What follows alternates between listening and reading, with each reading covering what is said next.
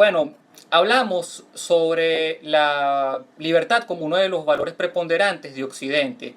Así que yo quisiera abordar algunos, ya que estamos hablando de, este capítulo se trata de los retos y temas álgidos de la política en el mundo actualmente, quisiera abordar algunos de esos temas que son bastante polémicos, vinculados con el tema de la libertad de los individuos. Por ejemplo, la libertad del individuo para introducir en su cuerpo ciertas sustancias, o la libertad que tienen dos personas para establecer una relación conyugal sin importar cuál sea el sexo o el género de las partes.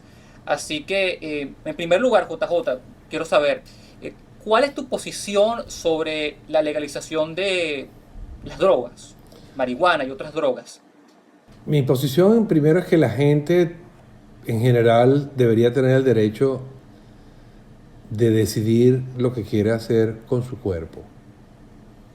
Uh -huh. Y así como no se puede poner preso a una persona que se suicidó, porque ya se murió, tampoco pues deberían penalizar a quien consuma drogas. Esa es mi Uh -huh. opinión. Yo creo en la despenalización del consumo. No creo en la no regularización y no penalización del tráfico. Ok. Y creo que la respuesta a... bueno, si la cosa es ilegal, entonces regularicémosla. No es tan fácil, porque hubo un proceso de creación de toda una industria ilegal, legal secuestro, violación de derechos humanos, asesinatos, luchas entre bandas, no sé qué, que pasar eso a un estado de legalidad no es tan inmediato. Fíjate, en los años 30 se acabó la prohibición del alcohol, estamos en el 2020 y todavía hoy hay gente que adultera y hace alcohol de manera ilegal para evadir impuestos, para ganar un poquito más de dinero, para facturar más, para incrementar sus ingresos, X. Entonces, y creo que lo malo de ese proceso, una de las cosas malas que ha pasado, es que al prohibir todo, se prohibió también la investigación. Entonces hoy, si tú analizas, los que fuman marihuana, por ejemplo, dicen que la marihuana tiene beneficios, no sé qué. Al parte del beneficio médico y del dolor, que eso no está discutido, ¿no? De la mente y de tal. Yo que no fumo, por ejemplo, marihuana, he sido muy practicante de la meditación y experimentalmente he demostrado que el estado de secreción de endorfinas que tú generas con la meditación es equivalente o mejor al que haces con cualquier otro opiáceo ligero, como es el caso de la marihuana. Y que, desde mi punto de vista, quizás es más fácil fumarse una cosa y llegar a ese estado, para algunos. Lo otro toma 15, 20 minutos de pronto, pero cuando una persona está entrenada en meditación, logra esos estados de tranquilidad y de relajación que lograría con eso. Entonces, para mí, digamos, la carencia de investigación es crítica. O sea, cuánto es una dosis deseable, cuánto no, en ciertas drogas ligeras como la marihuana. Y en las otras, yéndonos al otro extremo, que son las psicodélicas, ha habido gente que ha argumentado, Timothy Leary y otra gente que empezó con ese tema hasta ayer, hasta hoy, que dice que eso abre unas ventanas de la mente, los que hablan de la ayahuasca, los que hablan de medicinas que tienen más bien cosas como indígenas o de cultura o históricas, pues. Sí. No hay buena investigación al respecto. Hay una página que se llama Self-Hack, que es una página que se dedica a investigar influencia de sustancias, de teorías que tienen que ver con lo que uno ingiere, y refiere y condensa todos los estudios para el que las quiera revisar. Es una página que yo reviso constantemente porque, mira, la gente toma, por ejemplo, Adderall, que es una droga para supuestamente enfocarse mejor y tener mejor memoria y mejor desempeño en exámenes y cosas así. Sí. Yo creo que uno puede desarrollar la atención, la memoria, el foco con ejercicios. Así como la gente se gasta 2 horas yendo al gimnasio, no entiendo por qué la gente no se gasta 1 hora al día entrenando su cerebro. El cerebro es un músculo y no es que uno nace desmemoriado, y si naces así lo puedes corregir, así como puedes tener un bíceps chiquito y después lo tienes grande. Es lo mismo. Entonces, para concretar, ya te hice el paseo completo. Me parece que debería haber más investigación, que debería haber más elementos objetivos para que la gente tome sus decisiones, que deberían tener libertad las personas de tomar lo que quieran, y que no necesariamente el Estado tiene que alcahuetear eso. En algunos casos lo tiene que regular y en otros casos no tiene sentido seguirlo regulando, como en el caso de la marihuana. Yo creo que eso es una pelea que se perdió y que la gente que quiera tenerla en su casa y que la haga, pues, vamos a hacer. Otro tema polémico, sí. Sí, pero no creo que el Estado tenga la función como de estimular eso. Okay. O sea, tiene derecho una persona a ir a una fiesta electrónica y pasar 3 días deshidratándose, sin comer ni dormir y teniendo sexo con 20.000 personas. Técnicamente sí. ¿Debe el Estado estimular eso? No. Entonces, hay una connotación moral del Estado y de las leyes que es que pretende lo mejor, se supone, en el sentido positivo, pretende lo mejor para las personas. Entonces, una cosa es que se liberalicen ciertos comportamientos y otra cosa es que se promuevan. Entiendo. Otro tema polémico es el aborto. En muchísimos países se debate, ¿debe ser algo legal o no? ¿Qué piensas al respecto? Yo he pasado en mi vida por las 3 posiciones. Primero fui estrictamente conservador, antiaborto. Uh-huh. Después, cuando entré a la universidad, empecé a estudiar psicología y entendí algunas cosas y me di cuenta de algunas realidades, por ejemplo, el incesto, la violación y los peligros que en algunos casos de algunos embarazos presentan peligro para la muerte de la mamá. Claro. Lo de la malformación, tenía mis dudas y las sigo teniendo porque es como pensar en aquella ¿cómo se llama esto? Desfiladero griego donde los niños que venían defectuosos los tiraban. Yo conozco muchos padres que están muy orgullosos de sus niños que otros llamarían defectuosos. Y tienen defecto, o sea, faltan piernas, los bracitos, tienen problemas de atraso mental grave y los papás quieren y adoran a sus hijos así. Entonces esa consideración de yo desprecio y el que no venga perfecto lo puedo matar, digamos, en el sentido del aborto, yo no lo comparto.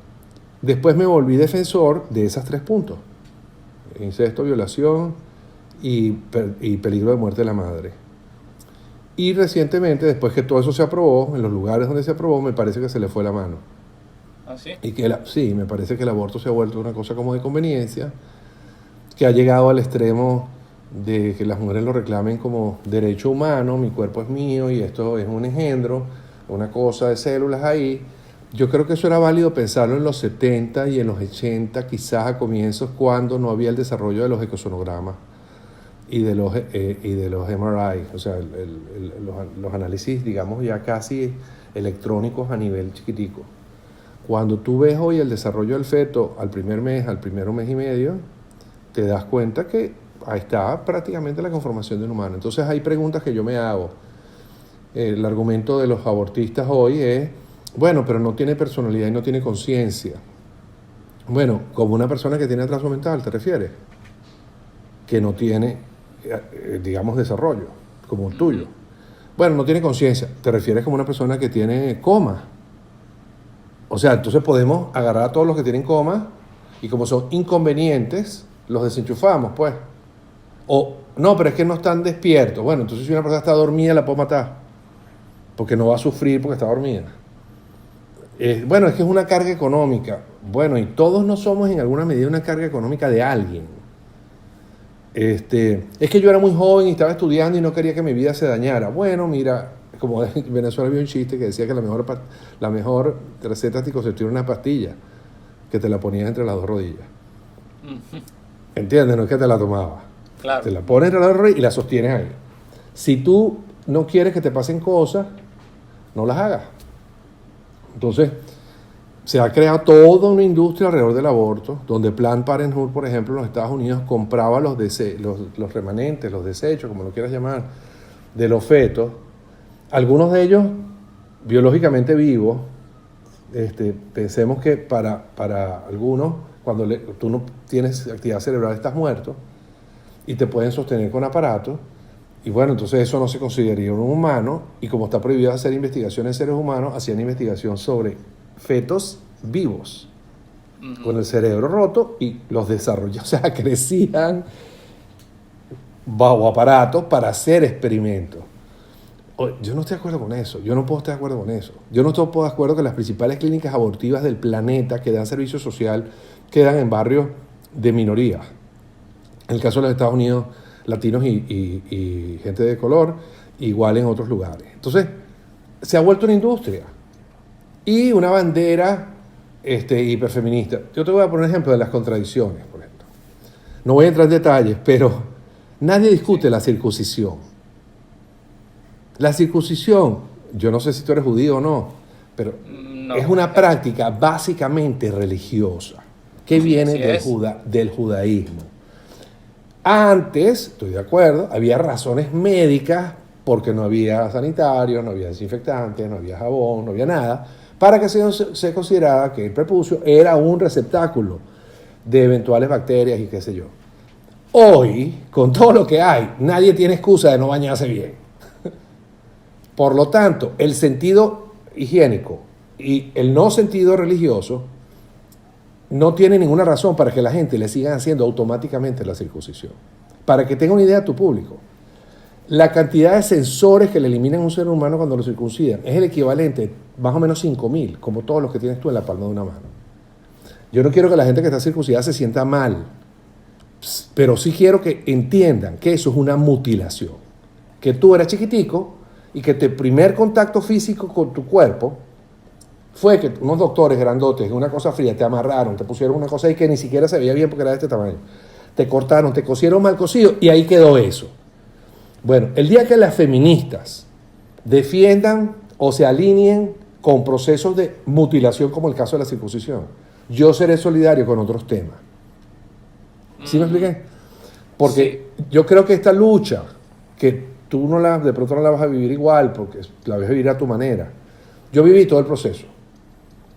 El tema de, por ejemplo, el aborto. Viví poquito aborto, cuidado con las violaciones, después metieron el incesto, después se generalizó, después se volvió una industria. El maltrato doméstico contra la mujer. Bueno, entonces, los hombres son malos, todo lo que la mujer siempre tiene la razón. La mamá es más importante que el papá, por lo tanto todos los casos en tribunales lo tienen que ganar las mamás y las mamás siempre son bien intencionadas. Bueno, eso se volvió un abuso. Cantidad de mujeres que utilizan eso como chantaje con los maridos y montones de maridos que son buenos padres que quisieran tener acceso a sus hijos y no tienen porque no pagan el peaje para ver a los chamos, que es el chantaje.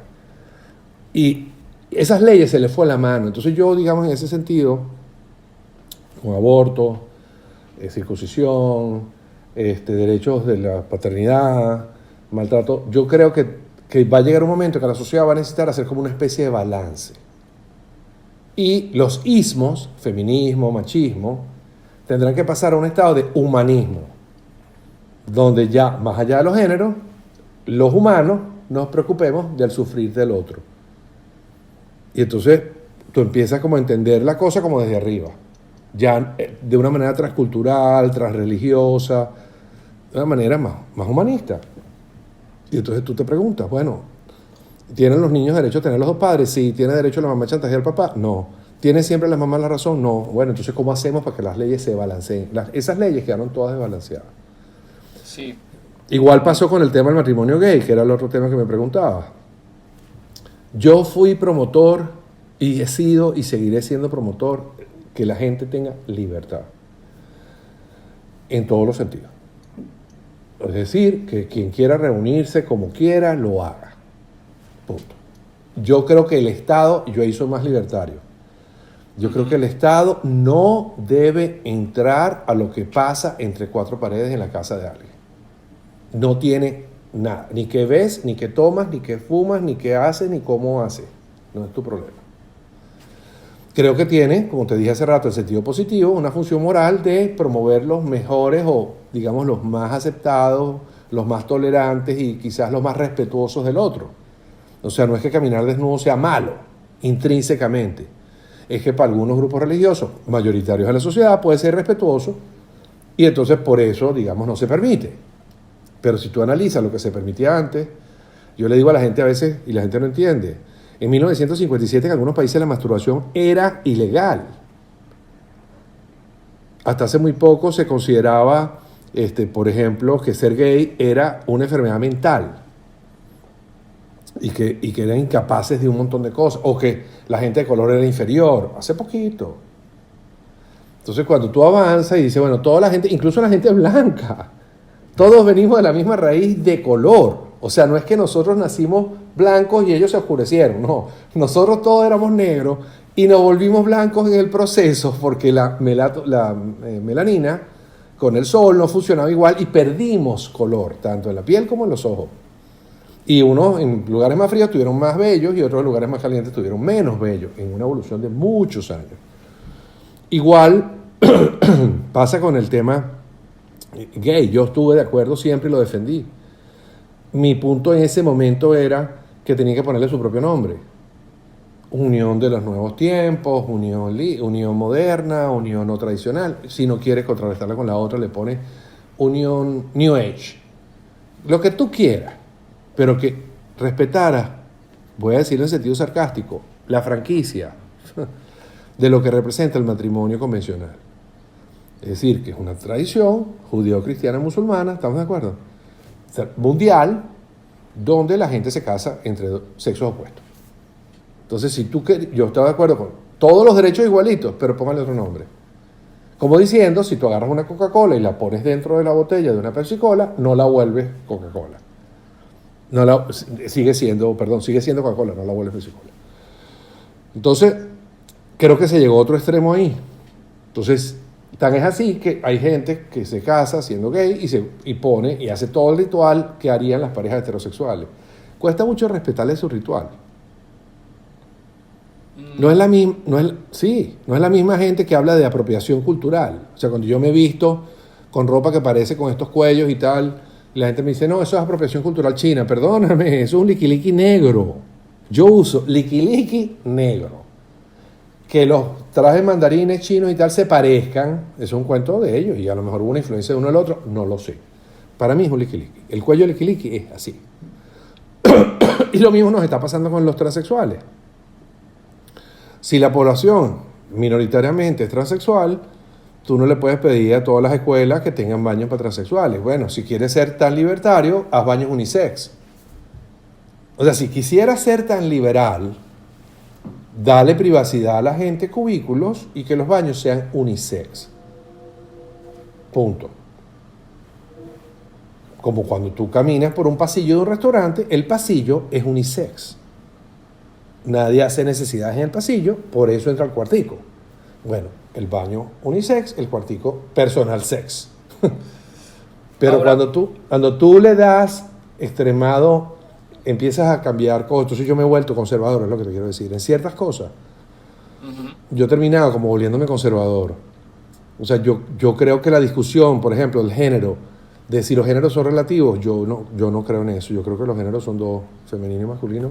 Y hay minoría, super minoría, que es intersexual, o sea, que vino con los cromosomas cruzados, las hormonas cruzadas y a veces los órganos cruzados.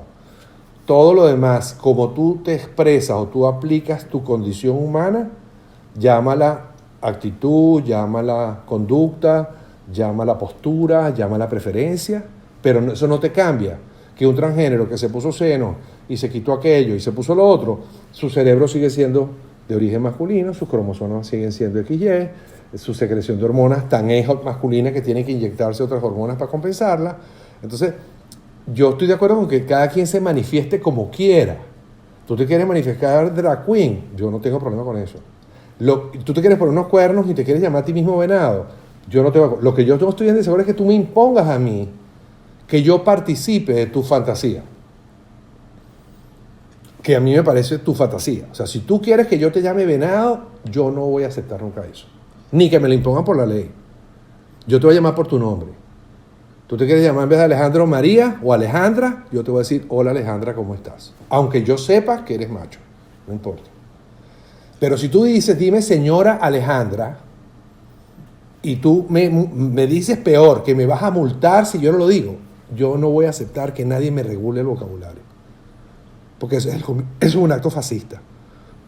Y yo no acepto la regulación de esa libertad, que es expresarte libremente de una manera objetiva. O sea, tampoco voy a aceptar que una versión de una gente que reclama que la Tierra es plana me obliga a que yo tengo que aceptar en la escuela de mis hijos, si los tuviera, que mis hijos van a estudiar la teoría de la Tierra plana. No, yo no estudio porque no es científico eso. Ahora, Entonces, me volví cientificista, me volví pragmático y me volví un poco más conservador en temas que yo fui muy flexible antes. Y además la izquierda se fue, yo era como más socialdemócrata cuando tenía, ponle, 19, 20, centro, izquierda. Y la izquierda se fue tan a la izquierda que yo terminé derecha. Ahora, partiendo porque hablaste del matrimonio entre personas de un mismo sexo, que eso habría en todo caso que pensar en algo con un nombre distinto. Pero partiendo del principio No, ya se aceptó y yo la ley la asumo y el que se quiera casar que se case, yo ya eso no lo critico ni lo objeto. Yo lo que es la ley lo asumo como tal. O sea, una vez que un tema se legalizó, pero claro, después de cierto tiempo, por ejemplo, como el caso del aborto, por ejemplo, como el caso de papás, y me van a caer encima un montón de gente con lo que voy a decir ahorita, papás que le dejan a los niños de 5, 4 años que ellos decían si quieren ser niños o quieren ser niñas, si quieren ir para la escuela o no quieren ir para la escuela, si quieren estudiar o no quieren estudiar. Perdóname, un niño no tiene el cerebro desarrollado lo suficiente para tomar esas decisiones.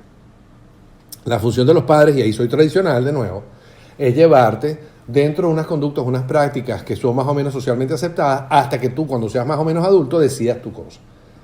Si tú renuncias a esa posición y tu hijo te dice, no, yo quiero ser vegetariano, quiero vivir en una isla desierta y no quiero ir para la escuela y no me gusta aprender a leer, a los 5, y tú dices, no, es que él es así. No, él no es así. Él es una pizarra en blanco donde tu papá tiene la responsabilidad de escribir. Entonces yo me he vuelto tan fregado con esto, Alejandro, que a mí me gustaría que los papás tuvieran que sacar una licencia. O sea, yo no tengo hijos, y no me he casado, porque una de las responsabilidades más grandes que a mí me parece que un ser humano puede tener en la vida es esa. Decidir con quién vas a pasar el resto de tu vida y constituir una familia estable, duradera, tal. Entiendo la gente que se divorció, los respeto, no sé qué. A mí eso no me gusta. ¿Me expliqué? Yo quisiera, no me gusta. Yo creo que los niños deben tener una casa estable. Bueno, dicho eso, tú sacas licencia para manejar. Sacas licencia para ser pedicurista, Alejandro. Para hacer Hay gente que saca licencia, estudia para eso. 4 años para construir edificios. 5 años para hacer películas y reportajes. ¿Quién estudia para ser papá? Dime. Entonces yo he llegado a ese extremo donde a mí no me gustaría que regulen quién puede ser papá o no. Cuidado. Yo no estoy hablando de selección de los más fuertes y los más aptos. No. Yo lo que estoy diciendo es que así como gente reclama educación sexual y educación de sensibilidad social y contra el racismo y contra el bullying y no sé qué, yo creo que así como los hijos deberían entender los roles de los papás deberían entender los roles de los hijos. Y yo creo que debería haber clases sobre eso. Yo recuerdo en Venezuela se estudiaba ¿cómo se llama? Moral... y ciudadana, educación moral y ciudadana. Estudios, moral cívica, sí, se estudiaba. Y yo me acuerdo, chico, haber sembrado... yo sembré el hijo del Samán de Güere cuando yo estaba en primaria en un parque, en el cafetal que se llamaba el Parque del Buen Ciudadano. Mi escuela fue la escuelita, vino el presidente Caldera y sembramos un árbol. Y siempre te decían, tener un hijo, escribir un libro, sembrar un árbol. Eso era como, ser humano es eso. Bueno, ¿ser papá qué es? Tener sexo y salir embarazado.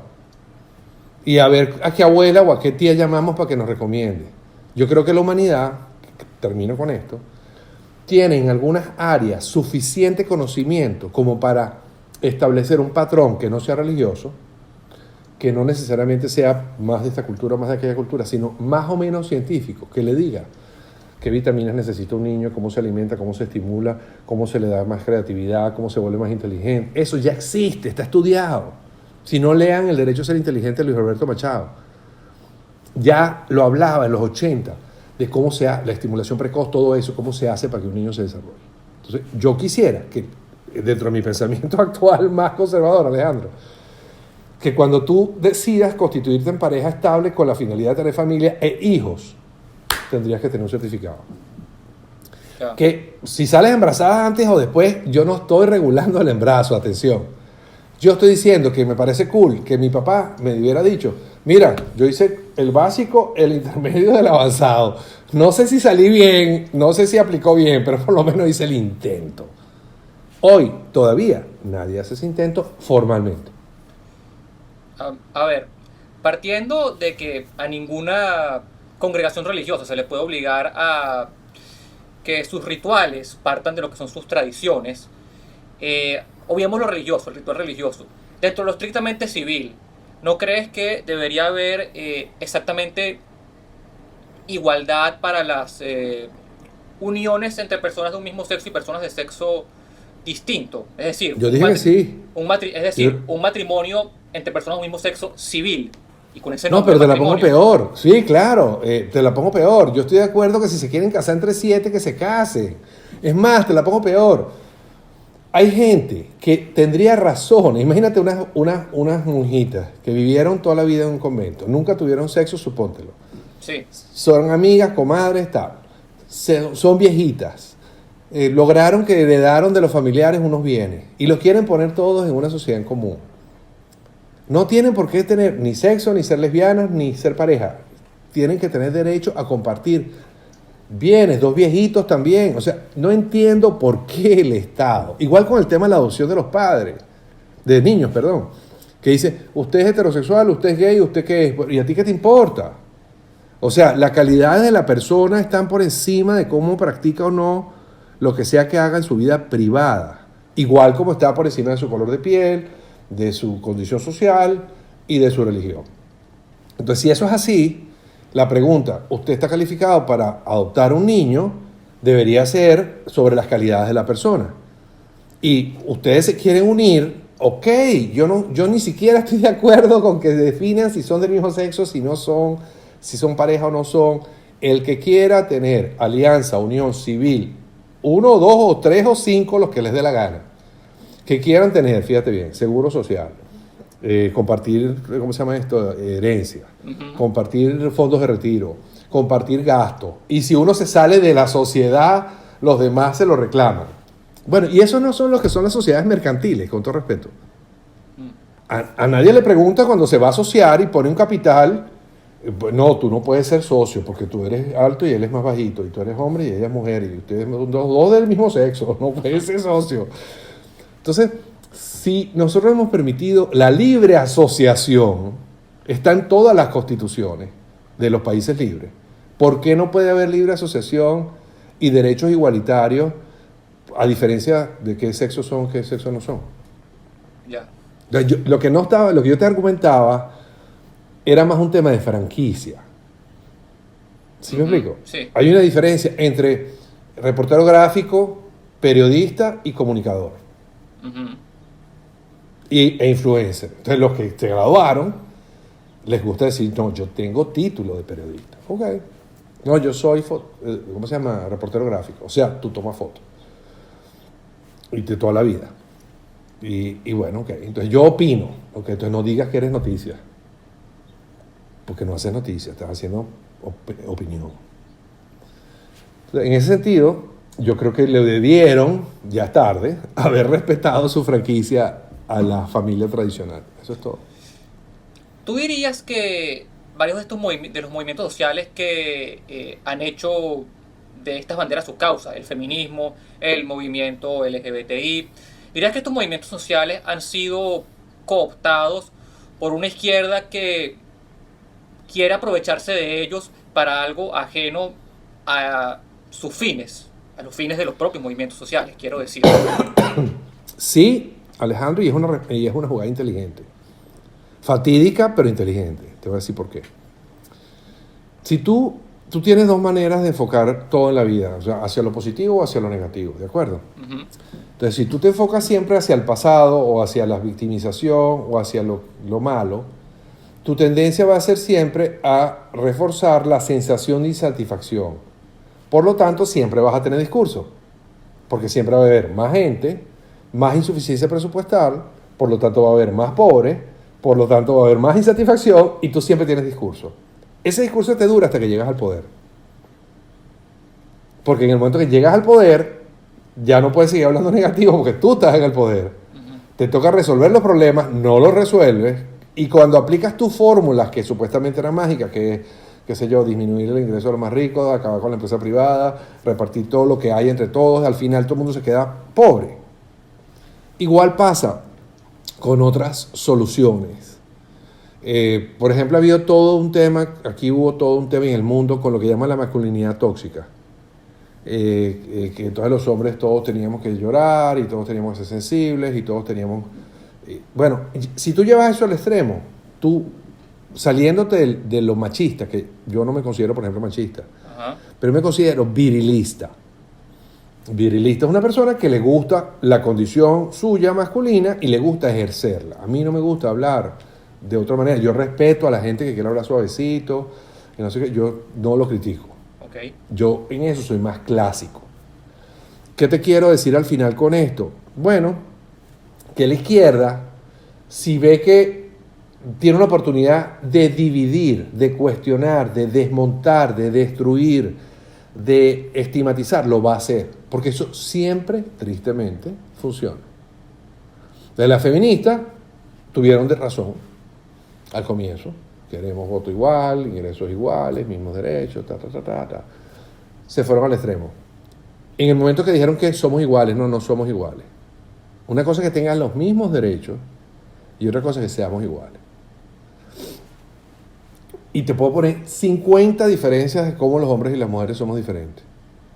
Para empezar, una razón por la que los jóvenes tienen comportamientos más violentos que las niñas y tienen más problemas de felonía o cárcel o temprano, delitos menores, es la testosterona. Está comprobado. O sea, el comportamiento masculino adolescente es más arriesgado, menos atemperado, más agresivo que el de las niñas. Eso afecta a la vida en general. O sea, ser femenino no es solamente un tema de que te enseñan, hay un tema hormonal, hay un tema químico, por supuesto hay un tema cultural, pero somos diferentes. Entonces, eso se llevó todo al extremo. El racismo. Y una cosa bien interesante es una manera de la izquierda de lavarse la cara. Déjame ponerte 3 ejemplos para el público. Ustedes sabían, por ejemplo, que cuando se hizo la abolición de la esclavitud en los Estados Unidos, los demócratas votaron unánimemente todos en contra. Bueno, sí, la causa abolicionista fue abordada inicialmente por el Partido Republicano. No, inicialmente no. All the way, amigo. All the way. Desde el inicio, desde que mataron a Lincoln, lo mataron por eso. Sí, así es. Hasta ayer. Y estos son muy hábiles. Entonces se agarran la causa y dicen, no, yo soy el representante de las minorías. ¿Quiénes estuvieron en contra del sufragio femenino en los Estados Unidos? El Partido Demócrata. ¿Quiénes estuvieron, te puedo hacer la lista, quiénes estuvieron en contra del segregacionismo en las escuelas? El Partido Demócrata. Joe Biden, él dijo textual que él no quería que se acabara el segregacionismo en las escuelas porque él no quería que sus hijos vivieran en una jungla educativa. ¿Qué quiso decir? Que consideraba orangutanes y monos a los otros y que sus hijos no iban a estar en esa jungla. Lo dijo textual. Estuvo en contra del matrimonio gay. Textual.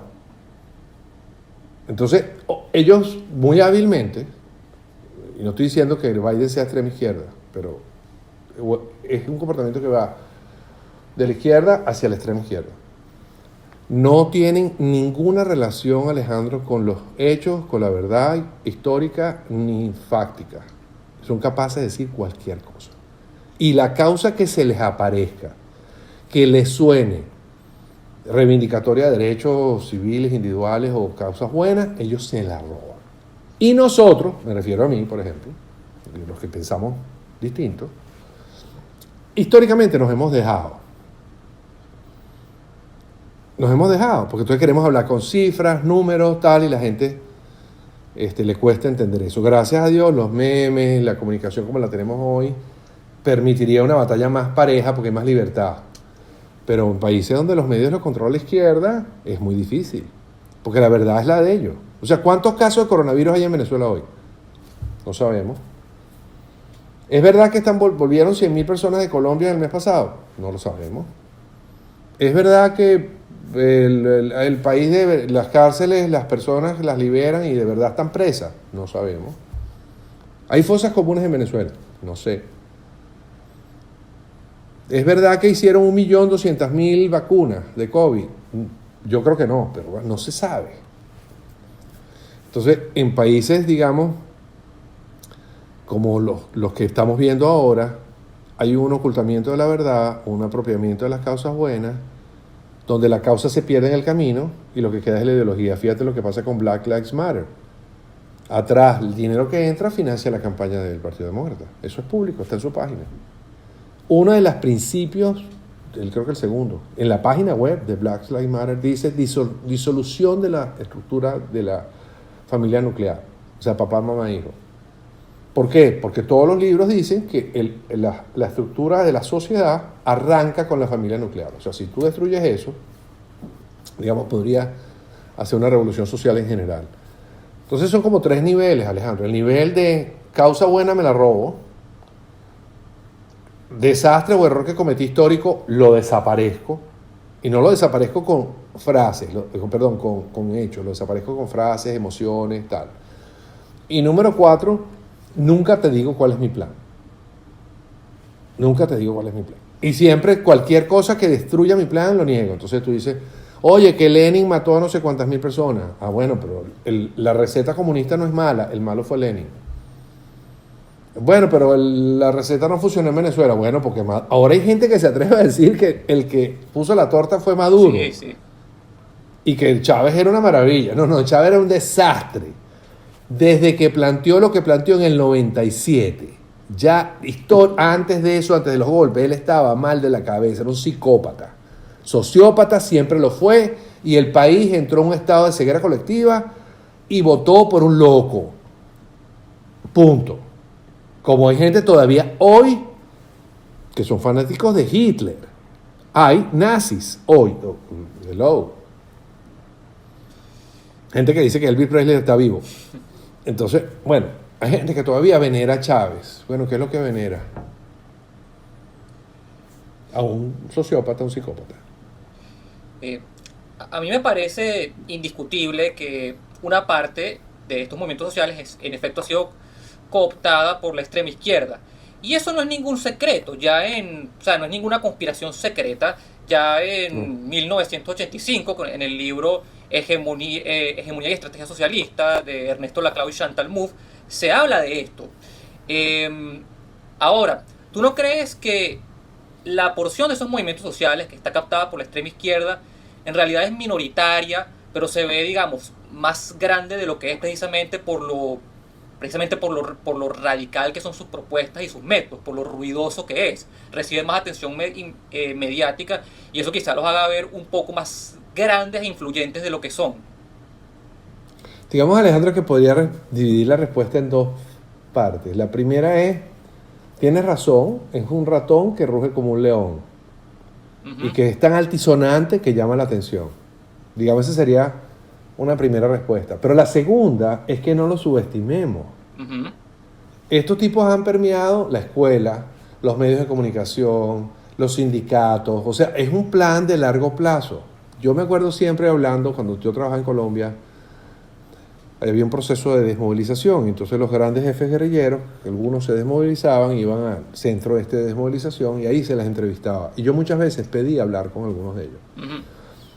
Y la razón, cosa que he hecho con muchos tipos de personas y me critican que por qué yo hablo con cierta gente. Yo hablo con todo el mundo, porque a mí me interesa entender. En mi fondo, mi trabajo como estratega pasa por entender, y en Colombia era un momento importante para entender por qué los guerrilleros querían seguir siendo guerrilleros y cómo se hacía para que dejaran de ser guerrilleros, digamos, se pacificaran. Y un día uno de estos comandantes me dijo una cosa interesante. Me dijo, la lucha nuestra de ustedes es en el espacio, la nuestra es en el tiempo. Entonces yo, ¿what? Entonces, mientras ustedes están peleando el centro de estudiantes de la universidad o el sindicato o el colegio de médicos o el partido, nosotros estamos pensando en 30 años a partir de ahora. Entonces nosotros no nos importa perder pequeñas batallas, porque esto es una guerra de largo aliento. Entonces, si tú hablaras, tú que eres periodista, ¿no? Sí. Sí, si tú, yo también cuando veo las grandes historias del Washington Post, del New York Times, de los grandes periódicos del mundo, el Guardian, tal, el Corriere de la Sera. Y uno los miraba y uno admiraba la objetividad y la investigación con la que hacían todo. Yo no estoy seguro que eso existe hoy. Yo creo todo lo contrario. Yo creo que hay una polarización increíble donde los medios están tan permeados por plumas alegres y plumas superficiales y plumas viscerales, que ya lo que se difunde no podríamos considerarlo periodismo serio o periodismo objetivo. Eso es un logro de la izquierda. Entonces, bueno, no puedo contra la Iglesia Católica. Bueno, entonces le voy a meter muchos musulmanes. Entonces tú ves una alianza en Europa entre la izquierda y los musulmanes. ¿Tú what? O sea, o entre los grupos gays y los musulmanes. Pero perdóname, ustedes los tiran por balcones y los matan allá y porque son amigos aquí. No, porque los dos estamos en contra de la cultura occidental. Esa es la lucha de hoy, Alejandro. O sea, la lucha hoy en el fondo, olvídate de los demócratas, republicanos, es una lucha por destruir un modelo como sea. Y en esa unión están los musulmanes, está la izquierda extrema. Y lo último, que es una reflexión muy menor, es, los franceses dicen crítica masa crítica. Y es verdad, tú para lograr cualquier objetivo en una junta de condominio, quieres ganar la junta de condominio, tú para poder saber si podrías empezar a hacerlo, necesitas el 10%. Esa es la masa crítica. Entonces tú para hacer que una agenda de un país se mueva, tú no necesitas que la mayoría piense una cosa, tú necesitas un grupo lo suficientemente ruidoso, lo suficientemente influyente, lo suficientemente activo y duradero en el tiempo que te permita cambiar. Y como los demás no son tan activistas ni son tan entrones, digamos, se los lleva la corriente. Entonces toca despertarse y darse cuenta que en esa lucha en el tiempo, Alejandro, la pelea de hoy que tú cedes es una pelea que te vas a encontrar dentro de 20 años. Bueno, amigos, con esta alegoría un tanto borgiana, de verdad parece sacada de un cuento de Borges sobre las luchas en el espacio y en el tiempo. Con eso hemos llegado al final de la tercera entrega de este especial de Politics con nuestro invitado JJ Rendón. Los capítulos anteriores los pueden conseguir en este canal de YouTube. Estamos a mediados del recorrido, nos quedan 3 capítulos más. El siguiente capítulo creo que es uno con el que los que nos han visto se sentirán particularmente identificados porque es aquel en el que vamos a poner la lupa sobre Venezuela y su situación actual. Esa entrega estará disponible a partir del de agosto. Así que muchísimas gracias por habernos acompañado hasta ahora. Nos vemos entonces. Y gracias a ti y a tu público.